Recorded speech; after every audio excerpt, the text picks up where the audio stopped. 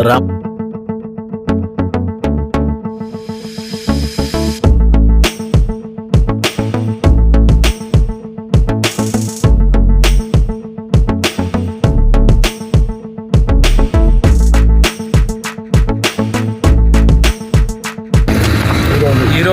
ఏదైతే సర్దార్ సర్వాయి పాపన్న గౌడ్ వర్ధంతి సందర్భంగా మెదక్ జిల్లా మనోహరాబాద్ మండల పరిధిలో జాతీయ రహదారి పక్కన గల ఏదైతే శివాజీ మహారాజ్ మరియు పాపన్న చౌక్ రామయ్యపల్లి కాలనీ వద్ద ఈరోజు వర్ధంతి కార్యక్రమం నిర్వహించడం జరిగింది.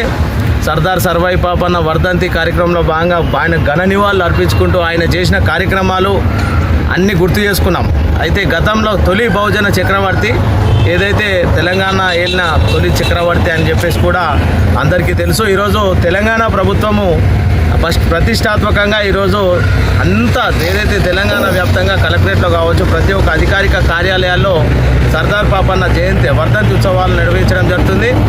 మనము ఎందుకు ఈరోజు కార్యక్రమాలు చేసుకోవాలి, ఆయన గురించి మనం వర్ధంతి ఎందుకు చేసుకోవాలి, ఎందుకనేది మనకు గతంలో మీరు చూసుకుంటే మరో పాకిస్తాన్ అయ్యేది తెలంగాణ.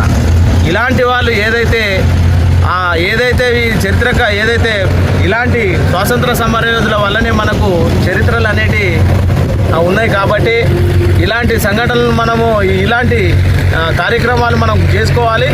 ఎందుకంటే స్వాతంత్రం వచ్చిందే వీళ్ళతోని. కాబట్టి ప్రతి ఒక్కరూ ఇలాంటి కార్యక్రమాలు ప్రభుత్వాలు నిర్వహిస్తున్నాయి. కాబట్టి మీరు కూడా నిర్వహించాలని చెప్పేసి కోరుకుంటూ ప్రజలు ప్రతి ఒక్క మండల కేంద్రం నుంచి రాష్ట్ర కేంద్రాల వరకు రాష్ట్రంలో ఉన్న కలెక్టరేట్ల నుంచి ప్రతి గ్రామం వరకు నిర్వహించాలని ఏదైతే ప్రభుత్వాలు ఏదైతే జయంతి వర్ధంతి ఉత్సవాలు కేంద్ర రాష్ట్ర ప్రభుత్వాలు నిర్వహిస్తున్నందుకు వాళ్ళకి కృతజ్ఞతలు తెలియజేసుకుంటూ సర్దార్ సర్వాయి పాపన్న కావచ్చు, అది శివాజీ మహారాజ్ కావచ్చు, అంబేద్కర్ కావచ్చు, జ్యోతిరావు ఫులే కావచ్చు, ఏదైతే ఇంకా చెప్పుకుంటూ పోతే మన చాకలి ఐలమ్మ, దొడ్డి కొమరయ్య చెప్పుకుంటూ పోతే వీళ్ళని ప్రతి ఒక్కరిని మనం స్మరించుకొని తెలంగాణలో ఉన్న ఏదైతే మన స్వాతంత్ర సమరయోధులను మనం గుర్తు చేసుకోవాలని కోరుకుంటూ కేంద్ర రాష్ట్ర ప్రభుత్వాలు వీళ్ళకు ప్రత్యేక చట్టాలు తెచ్చేసి భారీ ఎత్తున కార్యక్రమాలు నిర్వహించాలని చెప్పేసి కోరుకుంటున్నాం. జై హింద్, జై జవాన్, జై పాపన్న.